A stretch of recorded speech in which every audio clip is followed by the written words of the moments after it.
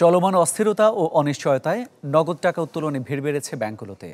ফলে কোনো কোনো প্রতিষ্ঠানে দেখা দিয়েছে সংকট। স্বাভাবিক সময়ে অন্যান্য কার্যক্রম গতিশীল থাকলেও এদিন প্রায় সব কার্যক্রমই ছিল টাকা তোলার কাউন্টার ঘিরে। এ সময় শাখাগুলোতে চাহিদা অনুযায়ী অর্থের যোগান ও নিরাপত্তা নিশ্চিতের কথাও জানান ব্যাংক কর্মকর্তারা।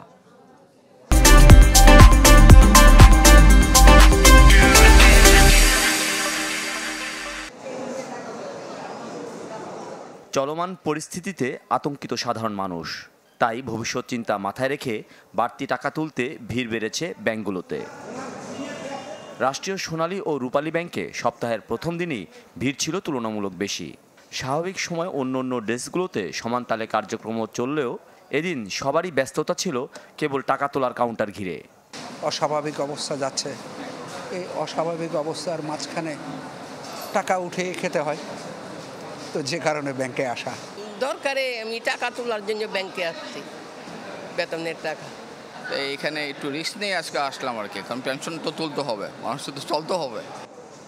নগদ টাকা উত্তোলনের বাড়তি চাপের কথা স্বীকারও করলেন এই কর্মকর্তা।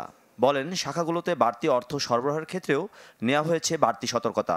2 দিন বন্ধ গেছে, আবার একটু মানুষের মধ্যে উদ্বেগ উৎকণ্ঠা আছে, সামনের দিনগুলোতে কি হয়, এটা একটা হয়তো কাজ করতে পারে।